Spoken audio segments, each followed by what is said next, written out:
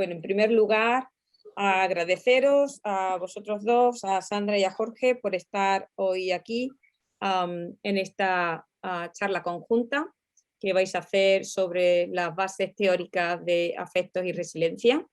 Y bueno, y al resto del alumnado de doctorado que está aquí presente, interesado por esta charla. Bueno, Alejandra Moreno es profesora titular del Departamento de Filología Inglesa, Francesa y Alemana de la Universidad de Oviedo. Su docencia y líneas de investigación se centran en literatura en lengua inglesa y teoría literaria feminista y postcolonial. Es miembro del grupo de investigación Translit, que dirige Socorro, o por lo menos hasta muy recientemente, ¿no? Y ella se ha centrado en el estudio de deconstruir el amor romántico en ese mismo proyecto. También es miembro del proyecto de investigación política, estética y mercadotecnia en las fórmulas literarias populares del consumo femenino, historia, exoticismo y romance, donde estudia estos temas en el espacio geográfico de la India y su diáspora. Bueno, para destacar algunas publicaciones podemos decir que es autora de Lenguajes comestibles, Anorexia, bulimia y su descodificación en la ficción de Margaret Atwood y Fry Weldon. También del libro El lenguaje transgresor de las cyborgs literaria y Alternative Literary Spaces, India in the Antidotes. Bueno, y decir que es nuestra actual tesorera de la asociación, tiene una labor ahí muy demasiado, ¿verdad, Sandra? Y bueno, podría decir muchísimas más cosas, pero todo hoy en día está accesible en internet, así que si tenéis interés en algún otro título, os invito a consultar su página.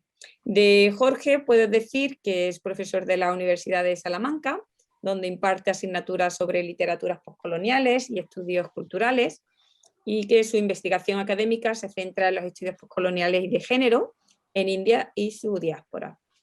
Sobre ese asunto, pues ha publicado el primer volumen que existe sobre Rokeya Hossain. Es la primera edición anotada, compilada y traducida al español sobre esta escritora y activista. Y también ha publicado extensamente sobre directoras de cine, poetas y otras escritoras. Ha desarrollado su actividad en muchas otras universidades, pero en consonancia con el tema que vas a poner hoy, de la resiliencia, podemos decir que es miembro del proyecto de investigación narrativas de resiliencia, enfoques interseccionales sobre literatura y otras representaciones culturales contemporáneas. Bueno, pues ya os dejo aquí, he sido muy breve porque no os quiero quitar tiempo de lo que realmente nos importa. Muchas gracias, Toñi. Bueno, pues después de la conferencia que nos ha dado Socorro, damos paso ahora a Jorge y yo a hablaros sobre aproximaciones teóricas transnacionales, afecto y resiliencia.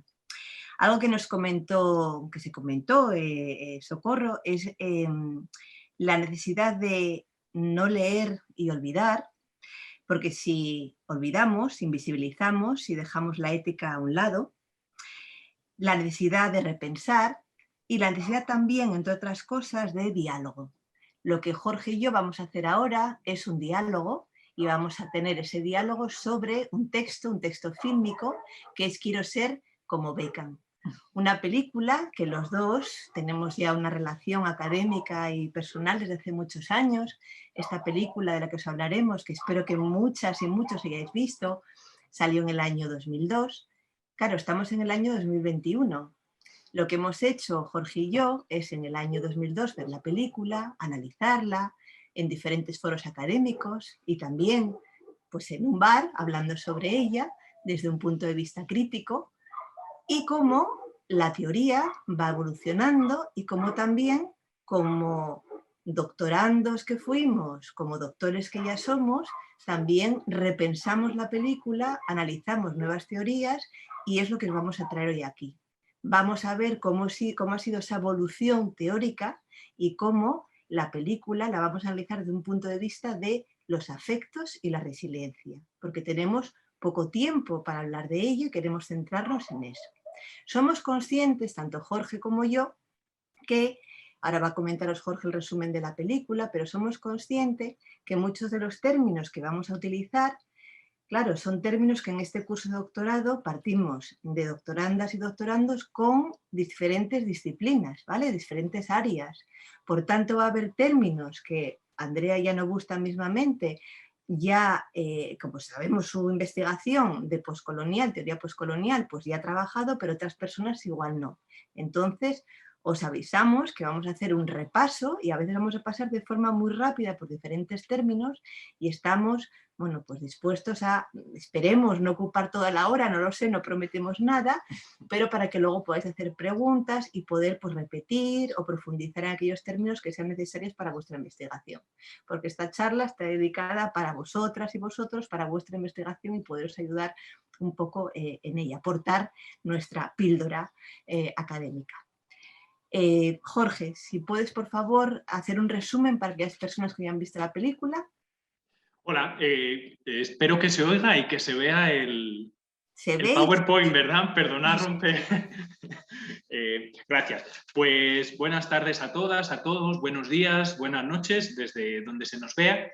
Y queremos dar unas pinceladas de qué pasa en Quiero ser como Beckham para que de alguna manera compartáis con Alejandra y conmigo las posibilidades para retomar una palabra, un concepto que ha utilizado Socorro mucho, las posibilidades que hay en esta película.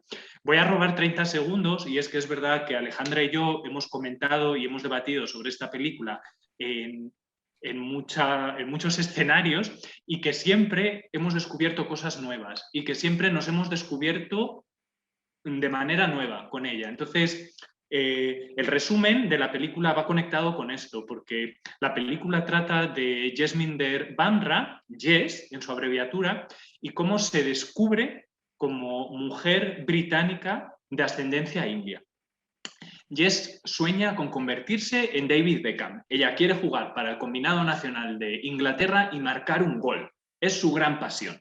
Sin embargo, se encuentra en un vecindario del norte de Londres, Luton, que quizás conozcáis, con su familia que no le permite ir a entrenar y con ella escapándose a un parque para jugar con los chicos de su vecindario que no la respetan mucho. En uno de estos entrenamientos se encuentra con Jules Paxton. A Jules seguro que la conocéis. Jules es Keira Knightley, que es el prototipo de mujer blanca, rubia, skinny, que le dice que por qué no se va a entrenar con ella a su barrio y con su equipo de chicas.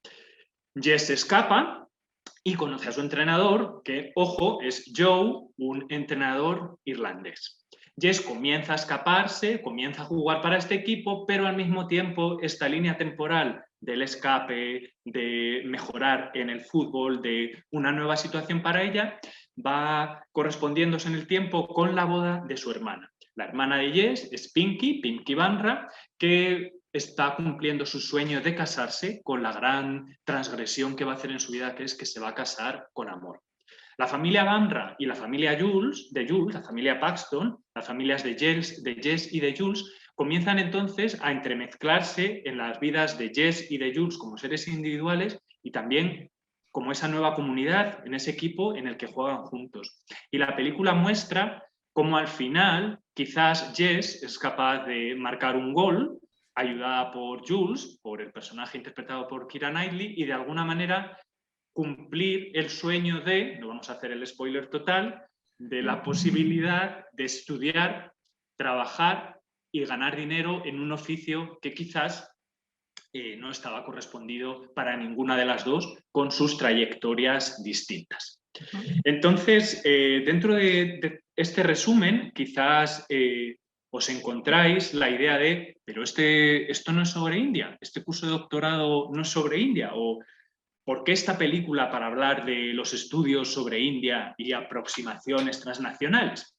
Bueno, porque creemos que, como decía Socorro, hay que entender qué es India y hay que entender y describir las estructuras. Socorro nos ha estado hablando de textos literarios, Decía la literatura como campo de pruebas, la literatura como fuente de desasosiego. Nosotros os proponemos un texto fílmico, una película, para producir este desasosiego sobre vuestras visiones de India. Si yo os pregunto ahora mismo y cerráis los ojos, ¿qué estaría como leer, no? ¿Qué pasa por vuestras cabezas? Pues yo me imagino elefantes, pelis de Bollywood, pobreza, iluminación, tantas cosas. Y lo que os queremos proponer a través de Quiero ser como Becan y esta aproximación teórica que os vamos a compartir es desmayaros. Si Soko hablaba de desasosiego, yo creo que quizás tenemos que desmayarnos. Y esto es algo que Alejandra y yo hemos hecho muchas veces. Dice la filósofa Chantal Maillard que los occidentales cuando van a India tienden a desmayarse. Y Chantal Maillard dice que hay que desmayarse hacia adentro y hacia afuera y que India es un espacio que promueve ese desmayo hacia adentro y hacia afuera. Entonces, queremos compartiros, Alejandra y yo, que India hay que desmayarse para conocerla. Y entonces, ante todos esos estereotipos, os queremos contar que India también, aparte de ser el ideal de la democracia, también es una democracia sucia. Como dice Arundhati Roy, la escritora de El Dios de las pequeñas cosas, India tiene muchos problemas porque es una democracia sucia. Y esta democracia, que puede mejorar o que puede empeorar, es un laboratorio para el mundo. Aquí la profesora Socorro también lo decía, ¿no? La literatura como ensayo. Pues tenemos que entender cómo las representaciones de India y las representaciones sobre India y cómo leemos India también nos hace ver cómo funcionamos respecto al mundo y cómo funcionamos respecto a nosotras y a nosotros mismos. Por ejemplo, si miramos a la imagen que veis a la derecha, veis el Charminar. Charminar es el principal monumento de la ciudad de Hyderabad, un estado en el sur de la India, la capital de un estado en el sur de la India. Este monumento es musulmán, es la puerta de 4 postes, porque esta ciudad y este estado eran estados musulmanes. Y sin embargo veis cómo en sus columnas aparecen adheridos templos hindúes. Por lo tanto, tenemos que recordar que cuando hablamos de India, aparecen multitud de Indias. India es una cosa plural, una realidad plural. Y es, como decía la embajadora de India en España, un lugar de contradicciones. Es un lugar de contradicciones que tiene una serie, por ejemplo, de vacíos judiciales que tenemos que reconocer y que tenemos que valorar. Y si comenzamos a pensar en India, lo primero que tenemos que recordar es que es una república y que es una república joven, nacida en el 1947. Y este composite, este grupo de indias, es lo que comienza a salir de India más allá de India. Y más allá de India sale la diáspora india. La diáspora es ese grupo, ese desplazamiento de personas que se mueven de un lugar hacia otro. Y lo divertido, no divertido, sino las particulares condiciones de la diáspora india es que muchas de estas personas dejan India antes y después del 1947 sin ser indias. Sujetos que se convierten en indios o en indias mientras llegan al Reino Unido. Y entonces creemos que para entender qué es India y qué es la diáspora india y por tanto ser capaces de encontrar las posibilidades y dificultades que Jess tiene en Quiero ser como Becan y que Jules se autodescubre y descubre en Jess, en su familia, a través de esto, tenemos que entender la diáspora como un tapiz en 3 dimensiones.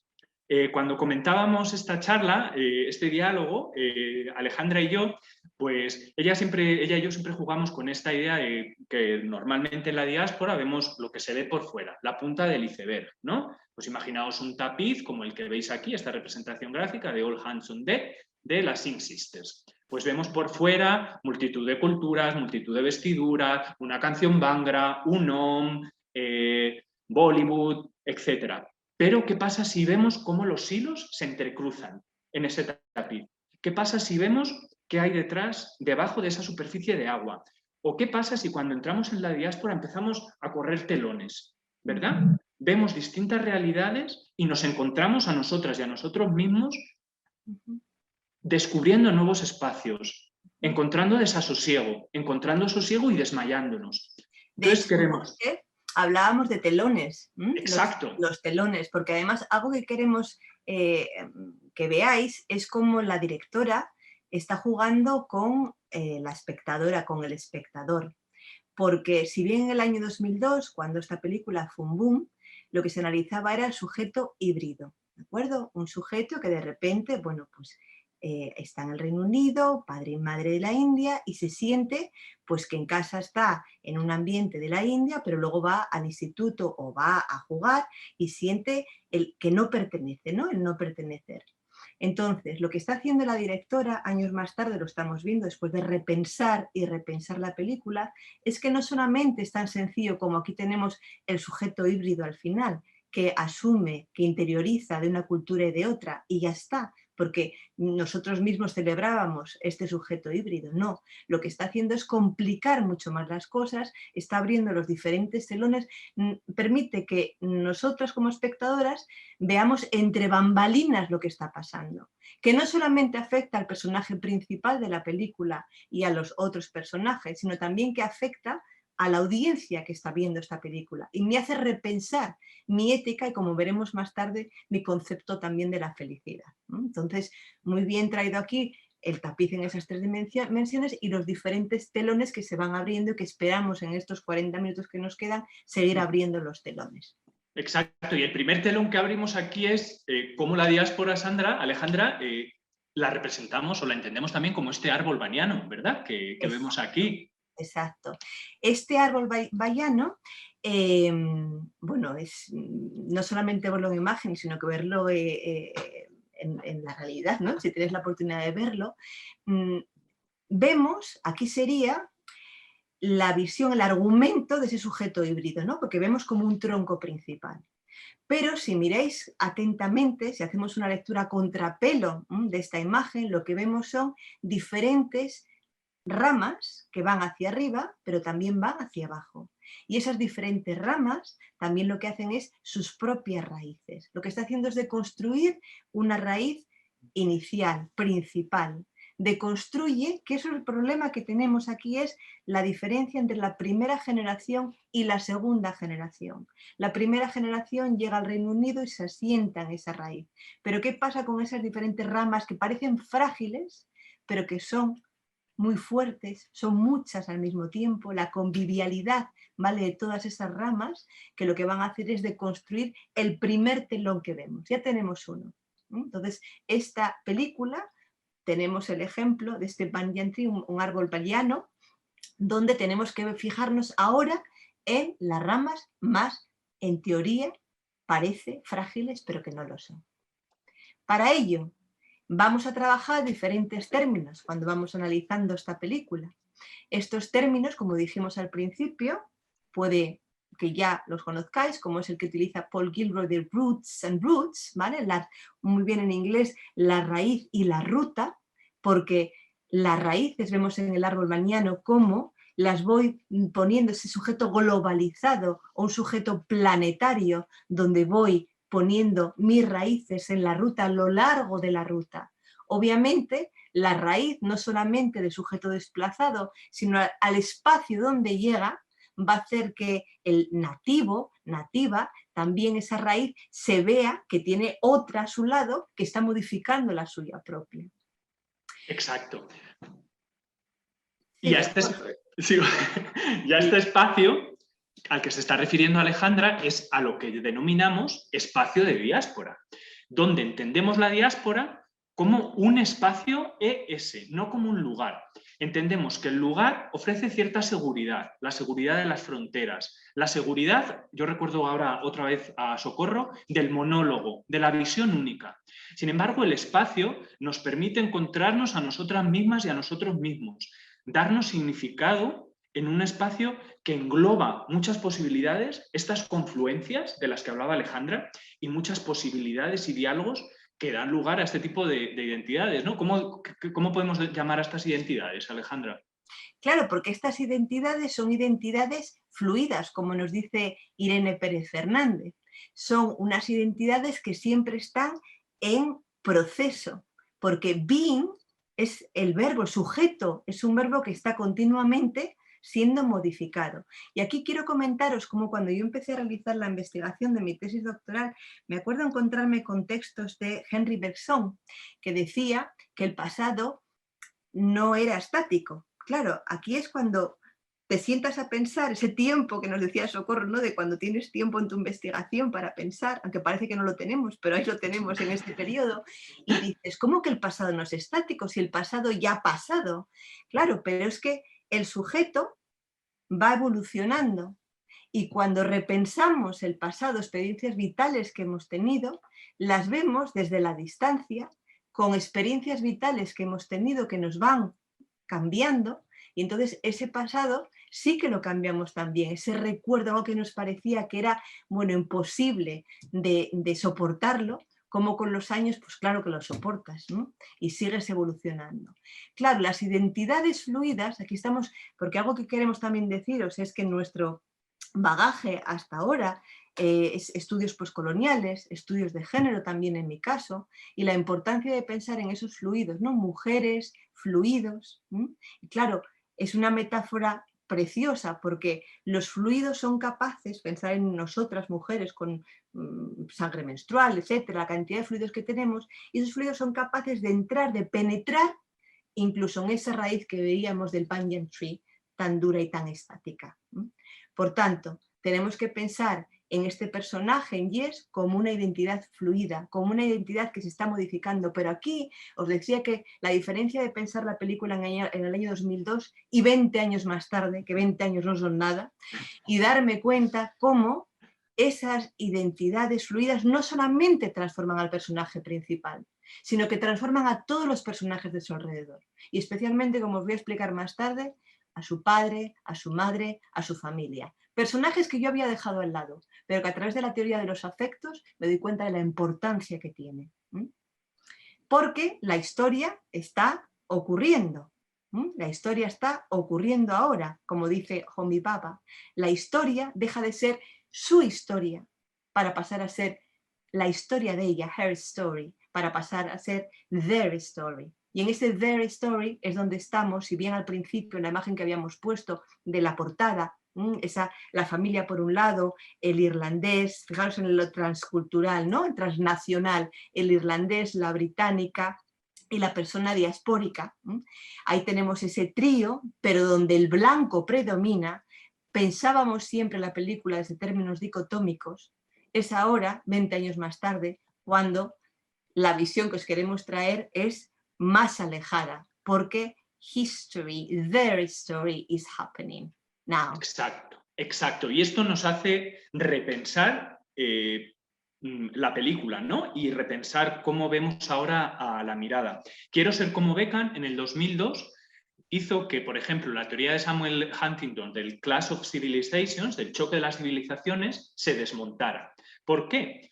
Porque de alguna manera Huntington decía que Estados Unidos, por ejemplo, él basa su teoría sobre Estados Unidos, se construye como nación, nación-estado y posibilidad singular en contra al terrorismo, a la amenaza, a lo que viene. Y eres o una cosa u otra, otredad, dicotomía. Quiero ser como Beckham nos da otra oportunidad. Nos da una oportunidad más allá de pasaportes. Yo recuerdo mi primer acercamiento a Quiero ser como Beckham era ponerle un pasaporte a cada una de las dos personajes principales, un pasaporte a la directora, y estaba cayendo en esta teoría del choque de civilizaciones. Sin embargo, una vez que eres capaz de desprenderte y de darte cuenta, ojo, que la historia está pasando y están apareciendo unas identidades globales, ¿verdad, Sandra? Que posibilitan. Ahí está, unas identidades globales que se hacía, vale, ya hemos entendido toda la parte dicotómica, el I y el other, vamos a intentar ver esta película desde más allá, vamos a intentar ver las posibilidades que ofrece la película. En la siguiente diapositiva vemos, bueno, comentaros, algo que nos parece muy interesante tanto a Jorge como a mí es la experiencia personal también, que esa es la parte ética de la que nos hablaba Socorro, ¿no? Entonces aquí esa parte ética la tiene Gurím Bechara, su directora, porque su directora utiliza este texto fílmico como desahogo también al sufrimiento que ella también padeció. ¿Por qué? Porque ella, procedente de Uganda, donde había estado con su familia, con 2 años ya llega al Reino Unido. Es una directora de cine británica. ¿De acuerdo? Pero sufre, se da cuenta como su padre sufrió el rechazo por su apariencia sikh, y esto es algo que vamos a ver en el padre de Jess también. Es como que necesita la parte personal intentar entender esa parte personal, intentar entender el estar in between, en medio de, para poder intentar entender estos personajes dicotómicos, estos personajes diaspóricos y que nosotros como audiencia los veamos. ¿Qué herramientas puede utilizar Gurím de Echada para denunciar este sufrimiento? ¿Vale? ¿Cómo lo puede hacer? Porque algo que vamos a analizar es la parte de la felicidad. Felicidad como posibilidad. Por tanto, ¿qué herramienta puede utilizar en un cine mainstreaming? Porque esta película, ¿quién la está viendo realmente? ¿Vale? ¿Cómo puedo hacer para que la audiencia, cuando se abra el telón, pueda descubrir lo que yo quiero transmitirles? ¿Cómo lo hago? Pues a través de herramientas como son la ironía, como es lo grotesco, exageración. Es una película muy irónica, irónica gracias a la cantidad de ejemplos que parecen obsoletos, pero lo que nos hace ver es, nos reímos, pero al mismo tiempo repensamos. Por tanto, esta autora, directora, se podría considerar como una directora del Accented Cinema, que nos dicen AFICI, ya en el año 2000. Claro, Accented Cinema porque estamos viendo a personajes, el no pertenecer, ¿vale? Personajes que tienen un acento muy marcado, pero al mismo tiempo es una directora como Mira Nair o como Deepa Mehta que tratan diferentes cosas, pero siempre intentando plasmar ese in-between y llevándonos hacia una planetariedad, o por lo menos es lo que estamos intentando hacer nosotros 20 años más tarde, como os digo. Las directoras experimentan la otredad. Como lo experimentan, son capaces de ponerle voz y con acierto lo hacen. Y al mismo tiempo lo hacen dentro de un cine que se podría considerar un cine universal, un cine mainstreaming, que aquí está el éxito. Los temas que estas directoras utilizan los conjugan en estos parámetros, como son el hogar, nos hacen entrar dentro de ese hogar, podemos respirar ese olor a chapatis dentro del hogar, está utilizando muchísimos estereotipos, nos enseña la niñez, la vejez, el deseo de volver a casa, por ejemplo, de los padres, la imposibilidad de volver, nos cuentan la historia que tiende a ser al principio con un carácter muy masculino, pero luego, como ya os comenté, pasa a Her Story o Their Story, nos habla de la identidad en proceso, identidad en cambio. Y esa celebración de la hibridez sí la celebramos en el año 2002, pero vamos a ir más allá, porque como decimos, las identidades son dinámicas y no son estáticas. ¿Qué pasa con Quiero ser como Beckham? Vamos ahora ya al texto con estas pinceladas que hemos dado. Bueno, la película no es una película sobre asimilación, adaptación y pertenencia, como defendimos en el año 2002, ¿verdad? La vimos así, una primera visión, por eso hay que seguir viendo y viendo y viendo. Bueno, lo que hace es contarnos la experiencia del migrante y cómo las diferencias se acentúan y se repiten en lugar de romperlas. Pero a través de los afectos vamos a ver cómo consigue romperlas, esa idea de la posibilidad. Echada lo que hace es invitarnos a reflexionar. Nos introduce esta película como un cine postnacionalista, porque el tronco del Banyan Tree de repente ya tiene diferentes ramas y diferentes troncos. Por tanto, ese cine nacionalista que teníamos hasta finales de los 90, vemos como tenemos ejemplos en el turn of the century, en el nuevo siglo, de ese cine postnacionalista, que celebra que quiero ser como Beckham, rubio, skinny, deportista, y si yo puedo meter un gol, ya soy, se supone, parte de ese Beckham, de ese entorno, de ese espacio, ¿vale? Pero ¿qué pasa? Que tenemos a la familia, que la familia no puede meter un gol. Hay una persona que sí puede meter ese gol, pero la familia no puede. Ahí está esa parte dicotómica. ¿Cómo juega Gurím de Echada con esto? Porque lo que sí veíamos claro es que en el fondo, como académicas y académicos que somos, veíamos que sí, bueno, parece que se atisba hibridez, pero no nos convencía. Por eso seguimos mirando y mirando y analizando la película. Si pasas, por favor, exacto. Una de las obras que ahora estamos trabajando para poder seguir entendiendo la película es la de Sara Ahmed, que habla sobre los afectos, herramientas afectivas para la interpretación. Ella celebra o argumenta que la felicidad es posibilidad. Socorro nos decía que siempre va a haber alguien que entorpece o que coarta la libertad de otra persona. Y claro, la felicidad, mi felicidad, siempre va igual a entorpecer la felicidad de otra persona.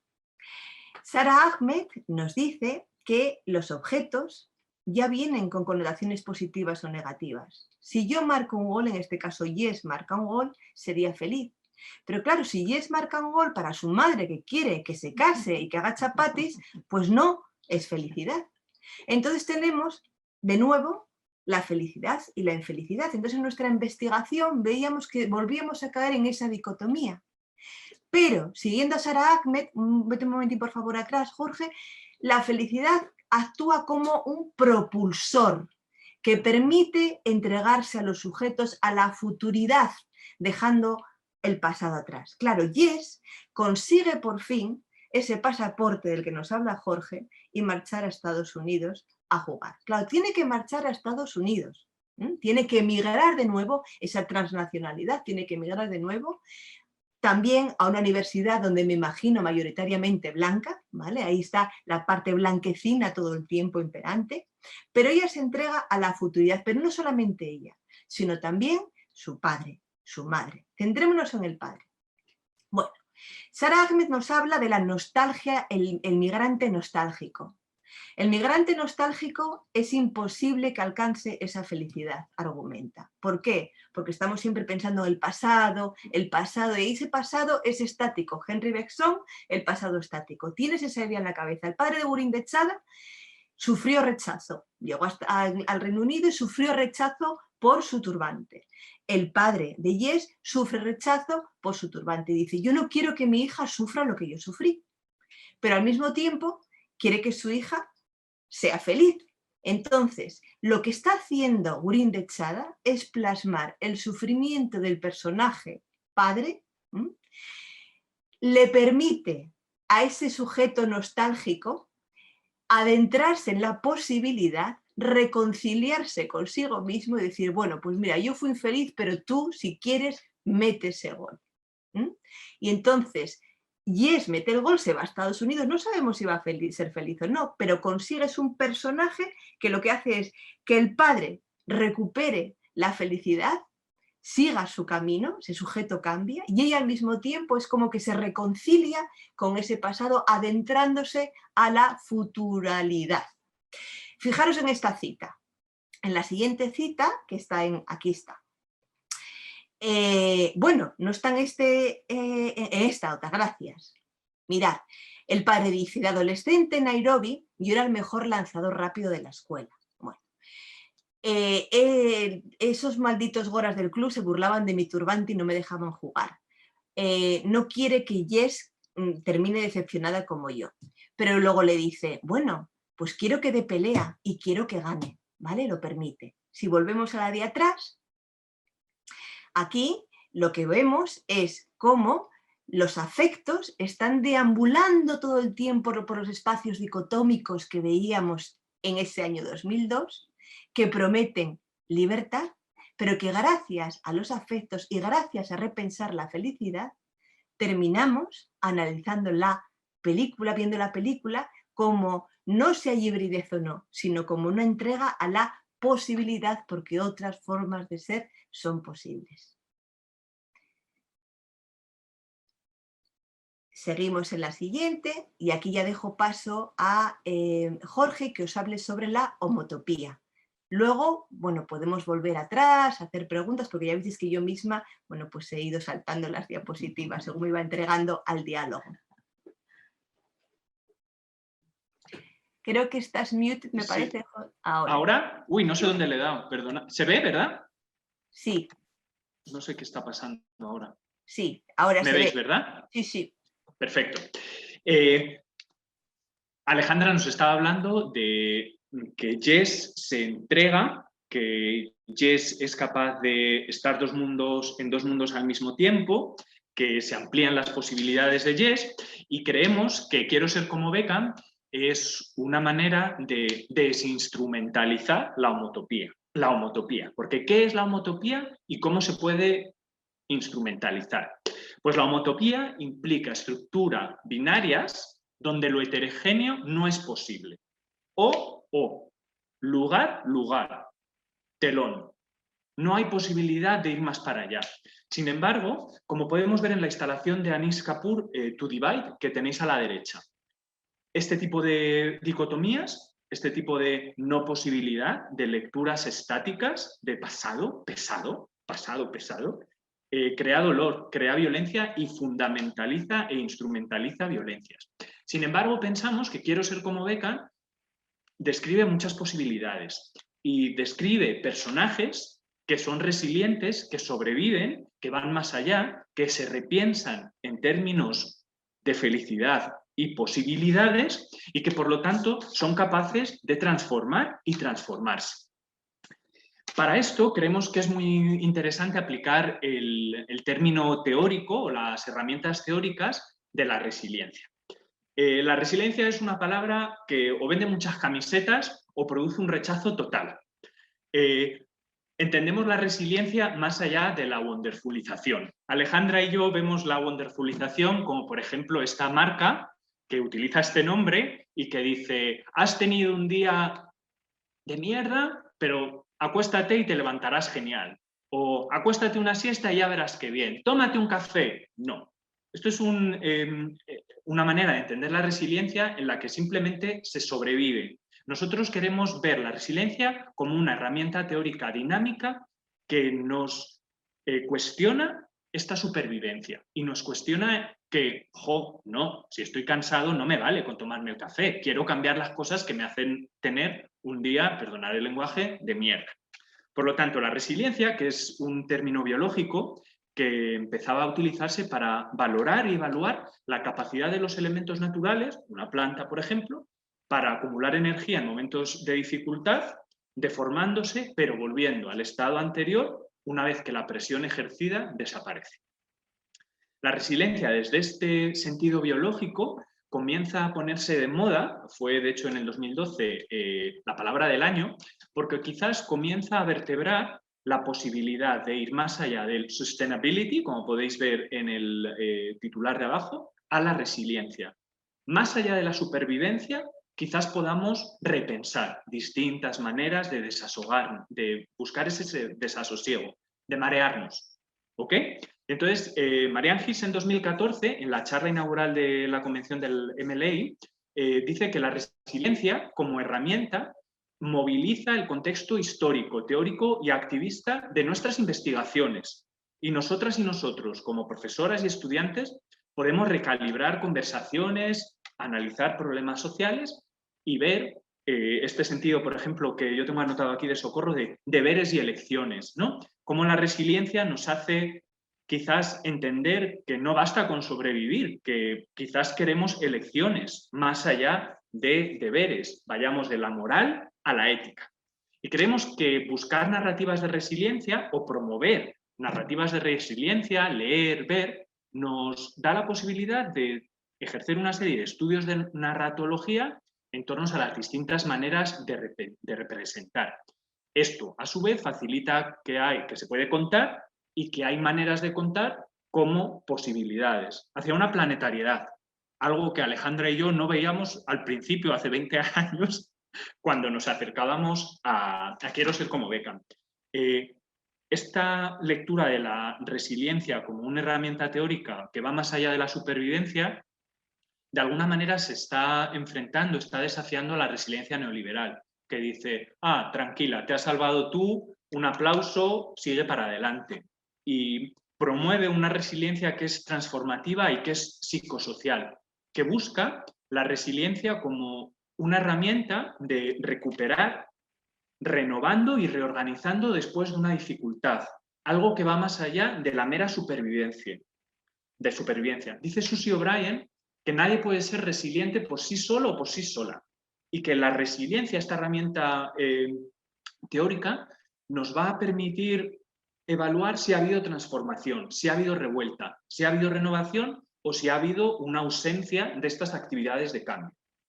En el final de la película, cuando se van a Estados Unidos, son personajes resilientes porque escapan de su familia, porque escapan sus barrios de Londres, porque escapan su Londres, porque escapan sus trajes, porque escapan sus comidas, porque sobreviven a eso o porque son capaces de renovarse a ellas mismas y a sus familias. Creemos que hay elementos de resiliencia como elemento de articulación, de transformación social en la película de Quiero ser como Beckham. Y como dicen Sara Brack y Eva Darías Botel, la resiliencia vista como elemento transformador nos hace entender, pensar, repensar la vulnerabilidad e ir marchar hacia la resistencia. Esta esperanza, esta resiliencia, esta transformación es subversiva porque posibilita el cambio. Y esta es la actividad de modificación que de alguna manera acaba con las situaciones, al vocabulario que han discriminado, han limitado, han estatizado a Jess y a Jules.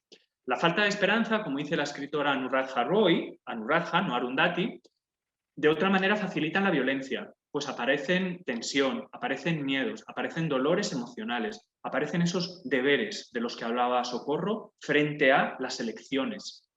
Por lo tanto, la esperanza del cambio, la esperanza de esa resiliencia que favorece la transformación, nos permite cuestionarnos la pregunta ¿qué hacer?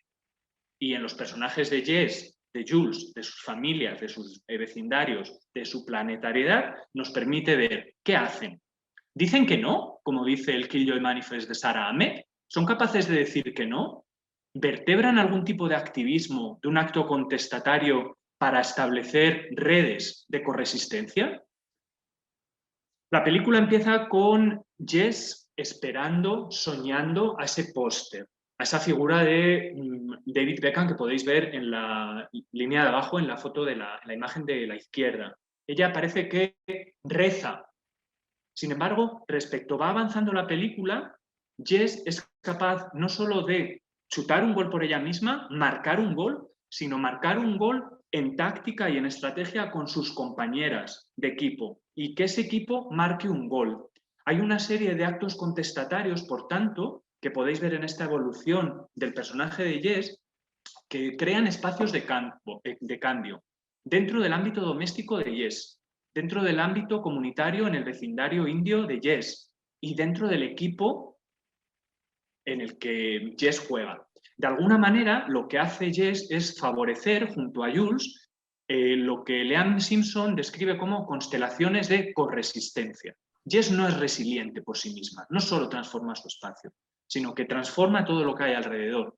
Entonces, que Jess se apunte al equipo de Jules es algo que no solo afecta a ella y a su familia, sino también a la realidad de Jules.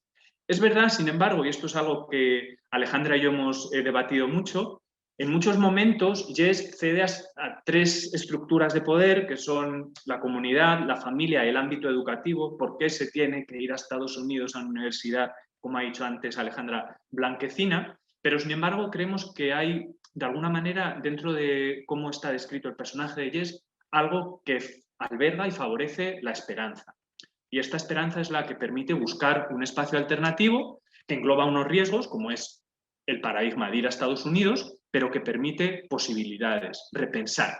Si vuelves un poquitín para atrás, Jorge, también quiero decir ahí, fijaros cómo está jugando la directora, cómo está jugando Chada en esa imagen tan angelical, ¿no? Con esas sábanas blancas ahí, pero fijaros, el espacio está ocupado de pósters de Beckham, hombre, rubio, masculinizado ese espacio, ¿no? Que encima está como en plan de adorando.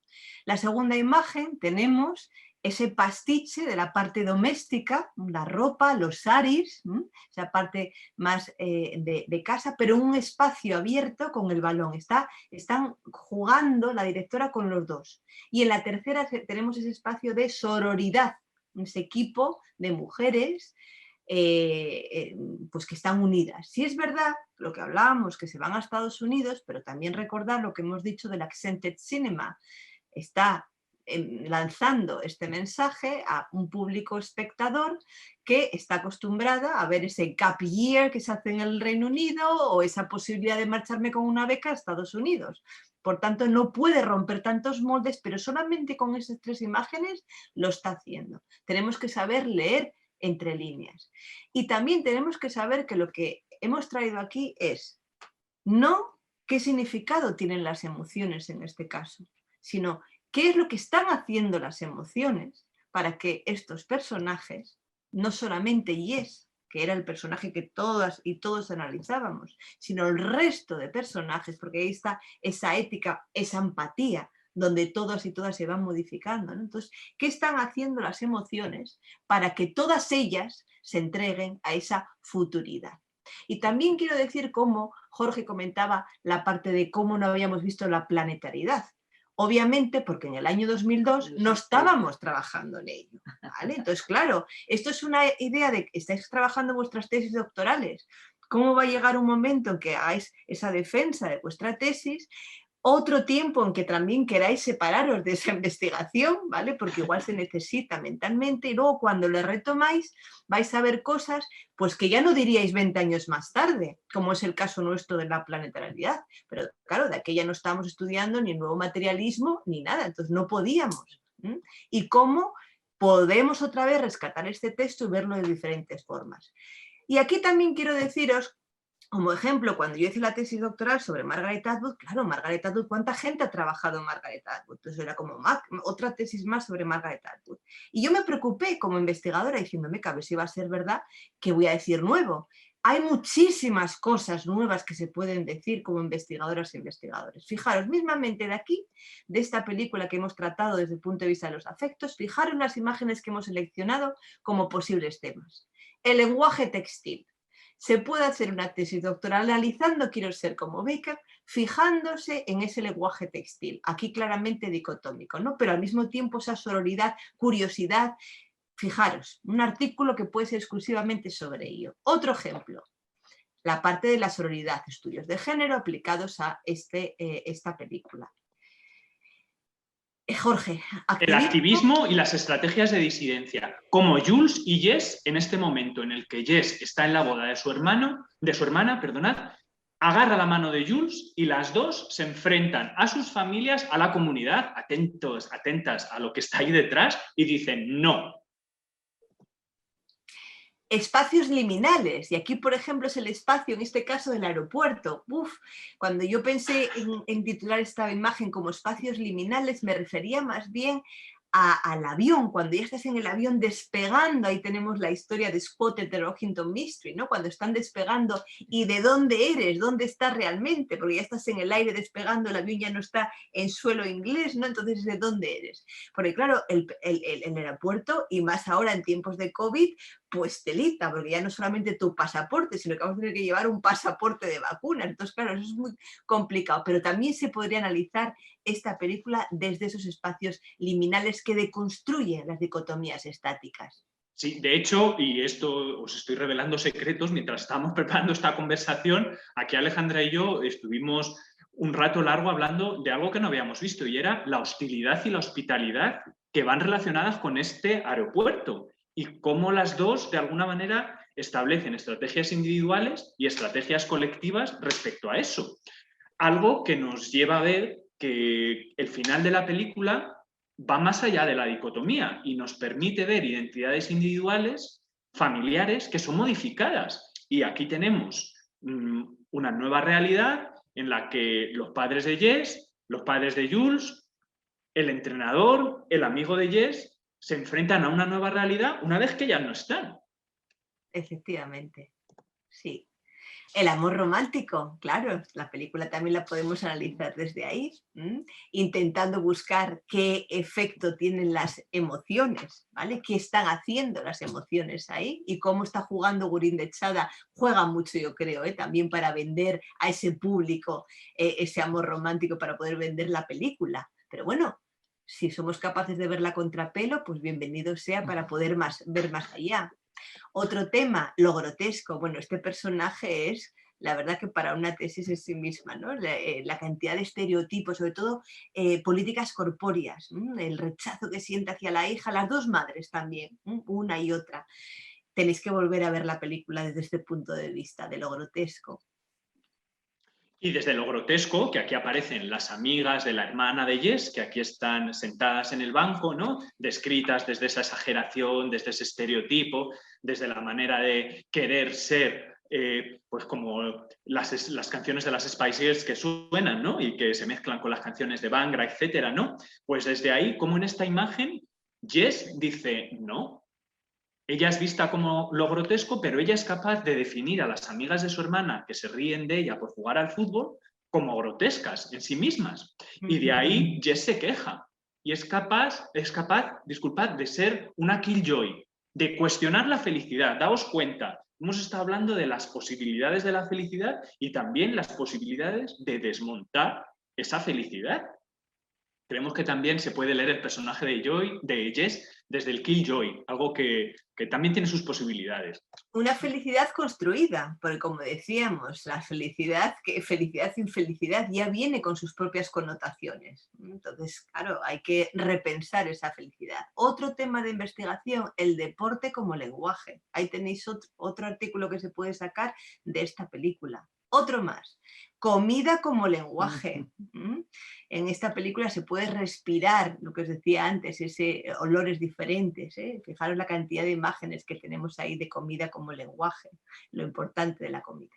Y aquí simplemente hacemos un resumen de las fuentes que hemos citado y bueno, esperamos, tanto Jorge como yo, que os hayamos hecho pensar y que tengáis ganas de volver a verla desde otro prisma. Obviamente si estamos aquí todas y todos reunidos porque ya estamos viendo las cosas desde otro prisma, pero para poder seguir viendo y viendo y también pensando en que la teoría va evolucionando y nosotras como críticos y críticos con ella. Y cómo nos hace ver, la teoría es una herramienta que nos hace ver los textos desde otra perspectiva.